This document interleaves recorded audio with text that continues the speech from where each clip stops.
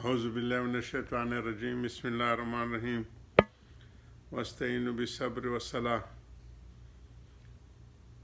इन्नल्लाहा मअस-साबिरीन इन्नल्लाहा व मलाइकतुहु युस्सल्लूना अलन नबी या अय्युहल्लज़ीना आमनु सल्लु अलैहि वसल्लिमु तस्लीमा अल्लाहुम्मा सल्लि अला मुहम्मदिन अब्दिका व रसूलिक व सल्लि अलल मुमिनीना वल मुमिनात वल मुस्लिमीना वल मुस्लिमात सल्लल्लाहु अलैहि वसल्लम। हज़रत के सब्र सलाह से 37वीं नशिस्त है। अल्लाह ताला हमें इन तालीमात को समझने की, अमल करने की, आगे पहुँचाने की तौफीक अता फरमाए।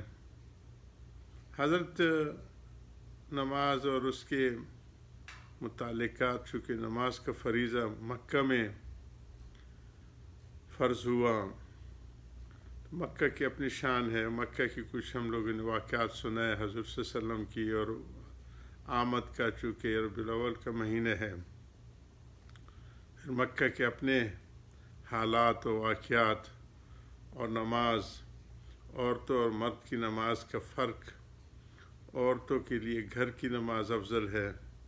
हज़रत सल्लल्लाहु अलैहि वसल्लम की इरशाद की कल हमने मफ़हूम सुनाया था कि मेरी मस्जिद से भी और मस्जिद हराम से भी अफजल औरत के अपने घर की नमाज है, और घर में भी ऐसे कोना कि सहन से उसके अंदर कमरे के अफजल है। तो ये चूँकि उनको अल्लाह पाक ने बड़ी यकसुई का दौलत से नवाजा हुआ ख़वातीन को। हमारे हज़रत फरमाया करते थे कि ख़वातीन 3 काम कर लें, और ये पीछे से हज़रत हकीमुल उम्मत उन्हीं के इरशादात का ख़ुलासा है। तो मुझसे विलायत की सर्टिफिकेट ले लें। एक, जो वो नमाज में कोताही करते हैं, बिलखुसूस अयाम में, तो नमाज उनके ऊपर माफ़ है। वो नमाज उनकी अल्लाह पाक ने उनके ऊपर फ़र्ज़ नहीं की, लेकिन उस अयाम में वो अपनी सुस्ती, काहली, नासमझी की वजह से कुछ ग्रेस पीरियड लेती हैं कि आज तो पाक तो हो गई, लेकिन वो कहती कल निला लूँगी और अपनी नमाज़ें शुरू करूँगी। तो ये एक दिन की नमाज़ें उसने जानबूझकर कज़ा की है। और जानबूझकर कज़ा करना ये फिर बहुत घाटे और ख़सारे की बात होती है। और पीछे से हम पढ़ते आ रहे हैं कि ये जैसे जिसको नमाज का ख्याल नहीं है, तो ऐसे कि उसके सर की वो हालत ठीक नहीं है। तो ये जानबूझ के कज़ा करने वाली नमाज को लौटाना इसके ज़िम्मे है।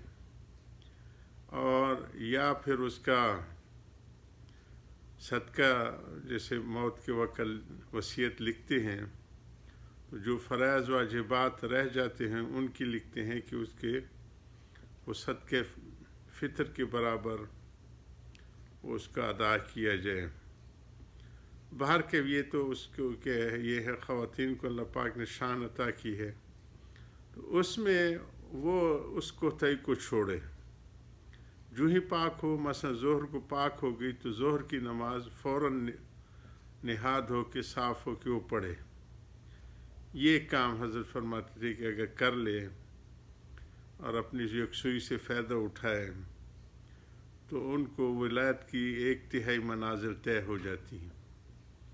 दूसरे फरमाते थे कि इनकी ज़मीन बहुत ज़्यादा हमवार है ज़िक्र के लिए, बिजाई के लिए। मर्दों की ज़मीनें पथरीली होती हैं, उसमें हल चलाने पड़ते हैं, और तब जाके वो जब हमवार हो जाती है तब उसमें बीज डालते हैं, जबकि इनके दिल पहले से हमवार हैं, बस सिर्फ बिजाई की ज़रूरत है।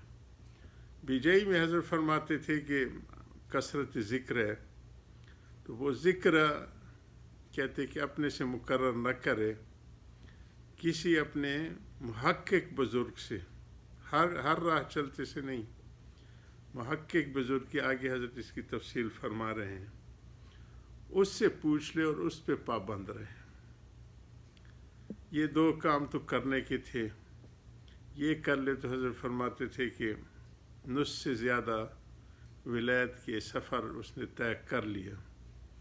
تیسرا پرہیز حضرت فرماتے تھے، اور اس کا جو ہے اکثر قرآن و حدیث میں جو ہماری بہنوں ماؤں کی خواتین کی جو کوتاہی کا ذکر بہت زیادہ آیا ہے وہ ان کی زبان کا ہے، کہ کچھ زبان کو کنٹرول کر لیں، اور یہ صبر و صلاح اس کے ساتھ چل رہے، صبر کی عادت ڈالے۔ بعض چیزوں میں کبھی دیر سویر ہو جاتی ہے تو کفران یعنی وہ ناشکری کے جملے بولنا ختم کر دے۔ تو حضرت فرماتی ہے 3 عادتیں آ جائے تو مجھ سے ولایت کی سرٹیفکیٹ لے لیں۔ اس کو ہم حضرت آگے بڑھاتے ہیں کہ البتہ عورتوں کی جماعت یہ ہے کہ وہ اپنی نماز کو سنبھال کر ٹھہر ٹھہر کر پڑھا کریں۔ ان کے واسطے یہی جماعت ہے، کیونکہ مرد کو جو ثواب جماعت ملتے ہیں وہ عورتوں کو تنہا پڑھنے سے مل جاتے ہیں۔ اسی طرح نماز کو سنبھال کر پڑھنا چاہیے۔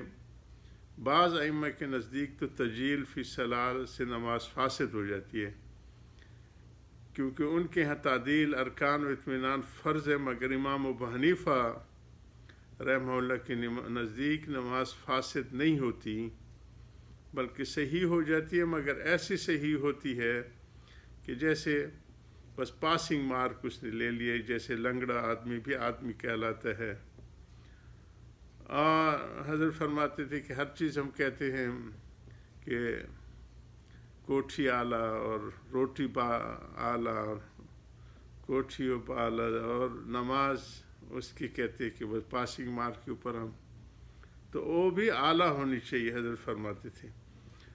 تو بس جلدی کی نماز تو ہے، مگر لنگڑی لنجی نماز ہے، تو کیا خدا کے سامنے ایسی نماز پیش کر کے آپ کے جی خوش ہو سکتے ہیں؟ البتہ بچوں اور کمزوروں پر آسان کرنا چاہیے، وہ اگر جلدی نماز پڑھیں تو ان پر سختی نہ کرو۔ مولانا فرماتے 4 پار ایک در طاقت بار نہ، 4 پا یعنی جو جانور ہوتے ہیں، طاقت بار نہ پا، بر ضعیفاں قدر ہمت کار نہ، جانوروں پر ان کی طاقت کے لحاظ سے بوجھ نہ لا دو، اور کمزوروں پر ان کی برداشت کے مطابق کام ڈالو۔ جانوروں پر ان کی طاقت کے لحاظ سے بوجھ لا دو، اور کمزوروں پر برداشت کے مطابق کام ڈالو۔ مشہور ہے ہمارے یہاں عربی کتابوں میں ان کو عادل سلطان سے لکھے جاتے ہیں، محمود غزنوی رحمہ اللہ کا، اور ان کے عادل سلطان کی حدیث جو خواب میں ان کو حضور صلی اللہ علیہ وسلم درود بتلائی تھی، وہ بھی ہم نے اپنے کتاب الاذکار میں بھی اس کو شامل کیے ہیں، اور کئی دفعہ اس کا ذکر بھی ہماری درود شریف کی مجلس ہم کر چکے ہیں۔ تو ان کے ہاں دن رات ان کا دربار جو ہے نا وہ مظلومین کے لیے کھلا رہتا تھا، کسی پہ بھی کوئی ظلم ہو زیادتی ہو تو وہ آ کے ان کی گھنٹی ہر عام خاص کو معلوم تھی وہ بجا سکتا تھا۔ ایک دفعہ ایک گدھے نے آ کے اپنی کمر وہاں پہ رگڑی، تو حضرت نے اوپر سے دیکھا اور تو انسان کوئی نہیں، ایک گدھا کھڑا ہے۔